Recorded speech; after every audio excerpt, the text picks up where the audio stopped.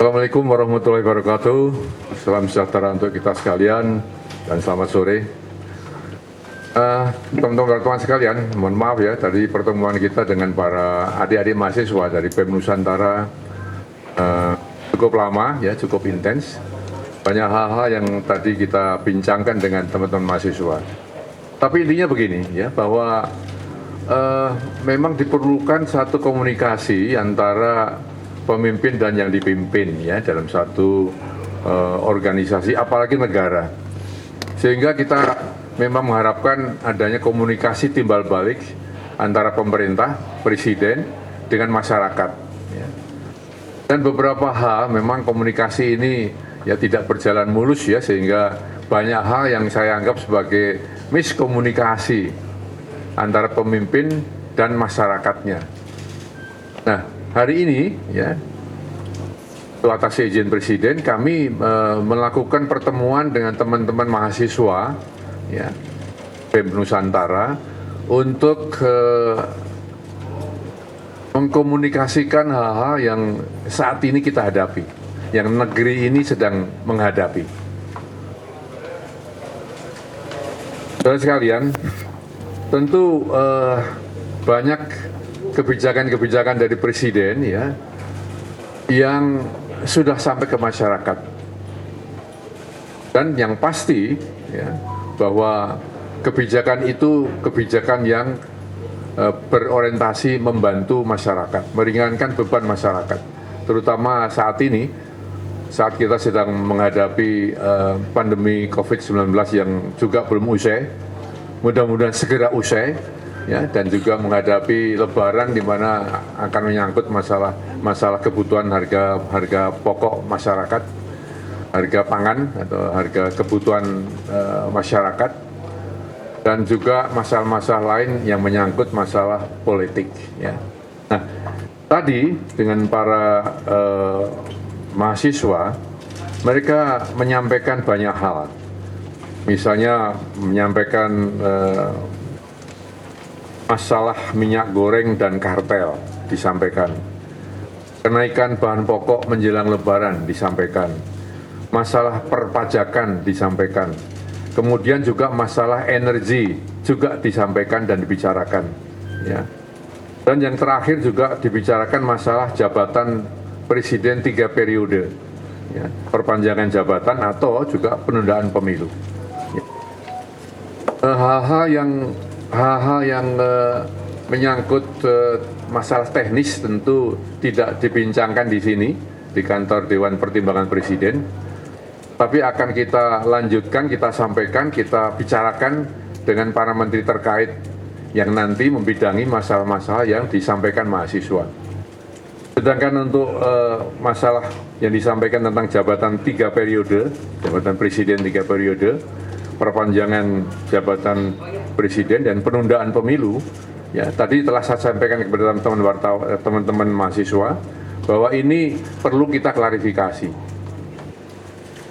Tapi intinya tadi, secara singkat saya jelaskan, setelah kita dialog cukup panjang, ya, maka saya sampaikan bahwa mengapa kita meributkan itu, ya, tatkala itu masih berbentuk wacana. Ya. Dalam Undang-Undang Dasar kita, berwacana itu boleh. Berwacana itu adalah hak asasi manusia. Tidak seorang pun bisa melarang orang berwacana, kecuali wacana ya tentang berbuat kejahatan, wacana untuk menimbulkan kekacauan di masyarakat, wacana yang menimbulkan instabilitas di negeri ini, itu yang dilarang. Tapi kalau wacana-wacana lain dipersilakan. Itulah mengapa maka sampai saat ini wacana tentang jabatan 3 periode, perpanjangan jabatan presiden, ya kemudian pengunduran pemilu itu masih terus merebak. Tapi tadi sudah saya sampaikan kepada teman-teman wartawan, mari teman-teman mahasiswa, mari kita berbicara rasional. Mari kita berbicara sebagai seorang intelektual. Sekarang pertanyaannya yang saya sampaikan tadi dengan teman-teman mahasiswa, mungkinkah ya jabatan 3 periode ataupun penundaan pemilu ataupun perpanjangan masa jabatan presiden dapat dilaksanakan dalam konteks Undang-Undang Dasar 1945. Karena ketiga-tiganya akan menyangkut perubahan pasal-pasal dalam Undang-Undang Dasar 1945. Nah, sekarang mungkinkah perubahan itu terjadi? Sebelum nanti kita lebih ramai lagi membincangkan itu. Ini kan baru wacana. Nah, tadi teman-teman mahasiswa saja berpikir soal itu, ya, berdebat soal itu. Maka jawabannya ya tidak mungkin, ya. Mengapa? Karena yang pertama, ya. Yang pertama, karena menyangkut perubahan Undang-Undang Dasar 1945, berarti mengamandemen Undang-Undang Dasar. Itu persyaratannya berat sekali, ya. Kalau ya di dalam persyaratan yang saya baca, itu harus merupakan kehendak masyarakat Indonesia yang dipresentasikan dalam majority di Majelis Permusyawaratan Rakyat, ya. Terus ada majority dalam MPR yang setuju bahwa ada perubahan di Undang-Undang Dasar 1945 mengenai jabatan presiden. Nah, sekarang ya kita berpikir rasional. Kita menggunakan rasio kita untuk mencoba, ya, apakah itu mungkin sih?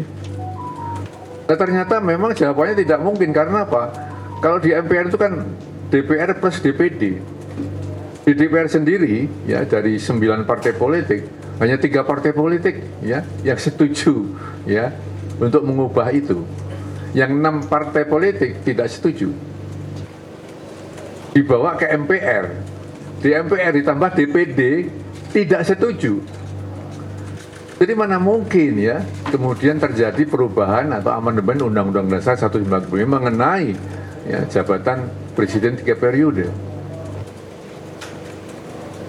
Yang kedua, ya, sampai sejauh ini tidak ada kegiatan apapun, ya, di DPR, di pemerintahan, di lembaga pemilu yang mengisyaratkan adanya persiapan-persiapan untuk penundaan pemilu. Nggak ada. Yang ketiga, ya, pemerintah saat ini sedang sibuk, ya, dengan urusan melakukan penyehatan ekonomi nasional dalam situasi global yang memang tidak menguntungkan, juga sedang menyelesaikan mitigasi COVID-19. Mudah-mudahan, ya, segera tuntas setelah ada perkembangan yang sangat baik.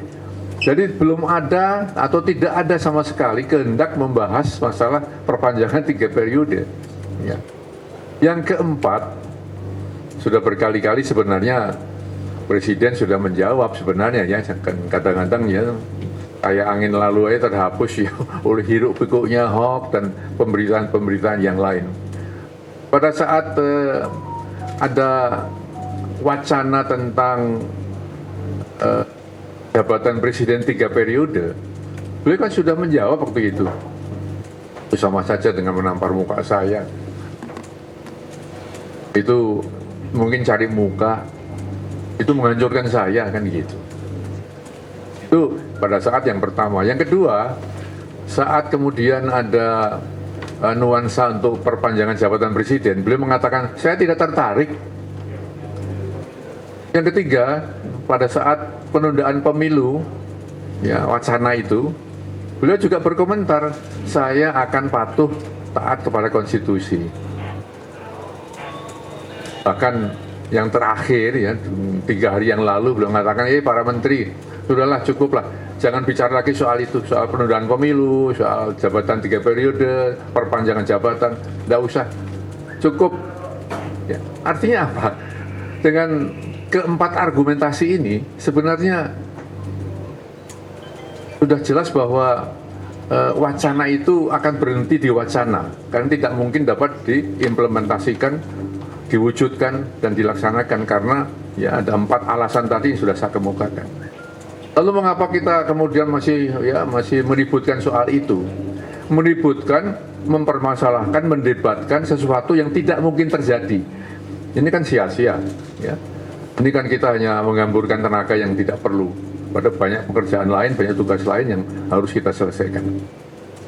Nah, tadi teman-teman mahasiswa mencatat ini, memahami ini, dan mudah-mudahan ya komunikasi kita pada hari ini ya bisa menghasilkan satu kesepahaman ya antara pemimpin dan yang dipimpin, antara pemerintah dan masyarakat ya, sehingga paling tidak ya kita tidak lagi terjebak kepada wacana-wacana yang sebenarnya ya tidak mungkin dapat dilaksanakan.